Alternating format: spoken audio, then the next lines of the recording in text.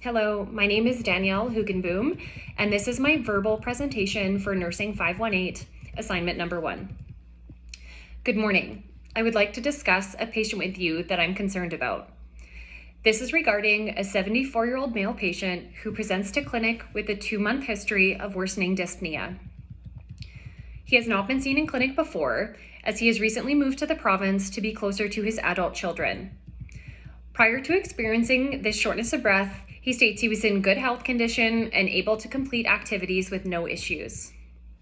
The patient states this dyspnea started 2 months ago, with the focal point being his lungs.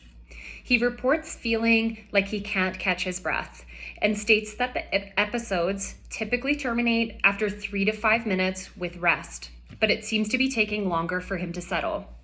He describes that the episodes seem to be getting worse, stating that they are moderate in severity. He used to feel short of breath after walking up the stairs, but could continue activity. Today in clinic, he states he needs to pause at the top of the stairs to catch his breath, especially if he's carrying something. The identified aggravators include exertion, such as going up the stairs or mowing the lawn, as well as laying flat in bed at night. Identified alleviators include sitting down and resting, and he feels like he gets better quality sleep in a recliner, which he's been doing for the past week. In terms of treatment, the patient has changed his activity level to try and reduce the number of episodes of dyspnea, and he used his wife's Ventolin puffer for no effect.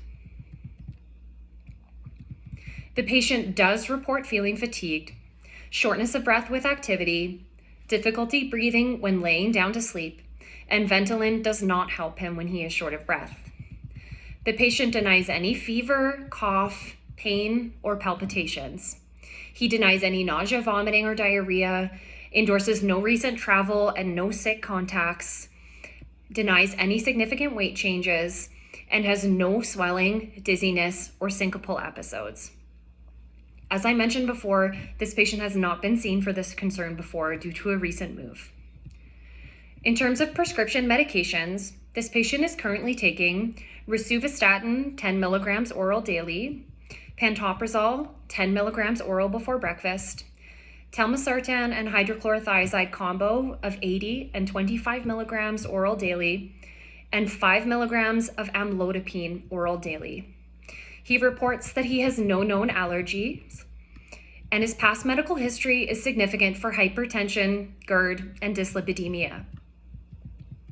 He is a retired fire chief who lives independently with his wife.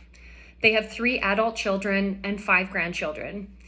He reports that he's a non-smoker, but as I mentioned, he is a career firefighter and therefore does have some risks of environmental and occupational exposure. He states that he drinks only occasionally, has no history of illicit drug use, and does not drink coffee in the mornings. His immunization doses are up to date, with annual influenza and pneumococcal vaccinations, as well as 4 doses of COVID-19 vaccine. For pertinent family history, his mother is living and has a history of osteoporosis and depression.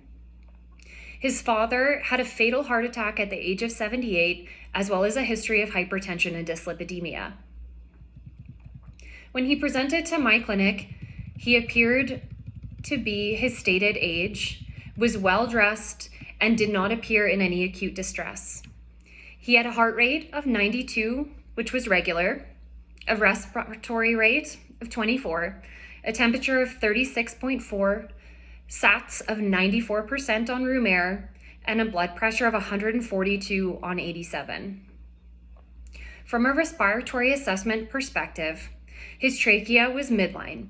He had no stridor, cyanosis, and no accessory muscle use. He had even and symmetrical rise and fall of his chest with no noted deformities or retractions. His AP diameter is normal for his age at 0.8. He has no tenderness, and his fremitus was symmetrical on palpation. He has no abnormal percussion notes, and his breath sounds were vesicular. Of note, crackles were heard on late inspiration to bilateral posterior bases. There was no wheezing. From a cardiac perspective, This patient's JVP measured 7 centimeters above the sternal angle with the head of the bed at 30 degrees. His carotid upstrokes were brisk, and no bruits, thrills, or heaves were present on carotid or pericardium assessment. His apical pulse was laterally displaced beyond the midclavicular line. S1 and S2 were auscultated with no splitting of S2.